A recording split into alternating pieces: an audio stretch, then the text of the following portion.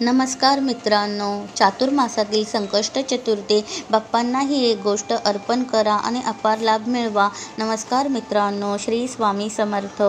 आषाढी एकादशीपासून चातुर्मास सुरू झाला आहे. गुरुपौर्णिमेनंतर आता संकष्टी चतुर्थी आहे. आषाढ महिन्यातील संकष्ट चतुर्थी चातुर्मासातील पहिली संकष्ट चतुर्थी आहे. ज्येष्ठ महिन्यातील संकष्ट चतुर्थीला अंगारक योग जुळून आला होता, तर आषाढ महिन्यातील विनायक चतुर्थीला अंगारक योग जुळून आला होता. आषाढ महिन्यातील संकष्टी चतुर्थी बुधवारी 24 जुलै 2024 रोजी आहे. बुधवारी संकष्टी येणे आणि त्या दिवशी गणपती पूजन करणे हेही विशेष मानले गेले आहे. प्रत्येक मराठी महिन्याच्या वद्य चतुर्थीला उपवास करून गणेशाची आराधना करण्याची परंपरा आदिकालापासून सुरू आहे. संकष्ट चतुर्थी हे व्रत कोणीही करू शकते. प्रत्येक संकष्टीला गणेश भक्त आपापल्या परीने आणि पद्धतीने गणपती बाप्पांना भजत पूजत असतात. गणपती बाप्पा हे आबालवृद्धांचे आराध्य दैवत. तो सम्रांगणात अग्रस्थानी लढणारा, आनंदाच्या प्रसंगी मनसोक्त नाचणारा, गोडधोड आवडीने खाणारा, शिक्षणाची आवड आणि आस्था बाळगणारा, असा सर्वांना आदर्श वाटणारा असा देव आहे. सर्वोच्च आणि सर्वश्रेष्ठ संकष्ट चतुर्थीचे व्रत. गणेश व्रतांमध्ये संकष्ट चतुर्थीचे व्रत सर्वोच्च आणि सर्वश्रेष्ठ मानले गेले आहे. संकष्ट चतुर्थीचे व्रत फार प्राचीन आहे. हजारो वर्षे हे व्रत भारतवर्षात निष्ठेने केले जाते.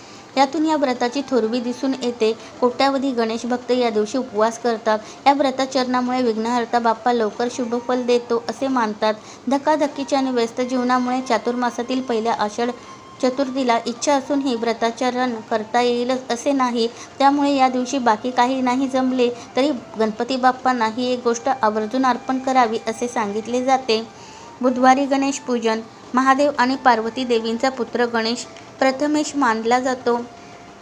कोणत्याही कार्याची सुरुवात करताना प्रथम गणपती स्मरण केले जाते हे सर्वश्रुत आहे. साधारणपणे मंगळवारी गणपतींचे विशेष पूजन नामस्मरण करण्याला प्राधान्य दिले जाते. मात्र बुधवारी केलेल्या विशेष गणपती पूजन भजन नामस्मरण यालाही अनन्यसाधारण असे महत्त्व आहे.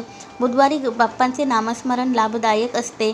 ज्योतिषशास्त्रात बुध ग्रहाला वाणी, वाणिज्य, लेखन, कायदा आणि गणित यांचे कारक मानले गेले आहे. एखाद्या व्यक्तीच्या कुंडलीत बुध ग्रह कमकुवत असेल तर बुधवारी गणपती बाप्पांची पूजा नामस्मरण करणे लाभदायक ठरते अशी मान्यता असल्याचे सांगितले जाते. गणपतींना प्रिय असलेल्या वस्तू अर्पण केल्याने बाप्पा प्रसन्न होतात असे मानले जाते. बुधवारी बाप्पांचा आवडते नैवेद्य अर्पण करा. गणपती पूजनानंतर गणपती बाप्पांना आवडणारे जास्वंदाचे एखादे फूल व्हावे आणि लाडू किंवा मोदक यांचा नैवेद्य दाखवावा. लाडू मोदक नसतील तर गुळाचा नैवेद्य दाखवावा असे सांगितले जाते.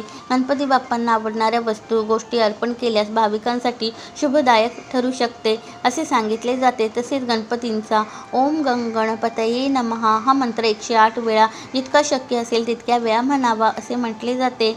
बुधवारी दुर्वा अर्पण करणे शुभ फलदायी असते. बुधवारी गणपतींना दुर्वा अर्पण करणे शुभ फलदायी मानले जाते. या दिवशी 21 दुर्वांची जोडी अर्पण केल्याने गणपती प्रसन्न होतात आणि भक्तांना सुख समृद्धी आणि बुद्धी प्रदान करतात असे सांगितले जाते. धार्मिक पुराणांमध्ये गणपतींना बुद्धीची देवता मानले गेले आहे.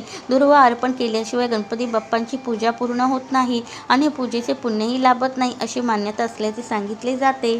आपल्या सर्वांवरती गणपती बाप्पांची स्वामी समर्थांची कृपादृष्टी सदैव राहो. व्हिडिओला लाईक, शेअर, सबस्क्राईब करायला विसरू नका. धन्यवाद. श्री स्वामी समर्थ. जय जय स्वामी समर्थ.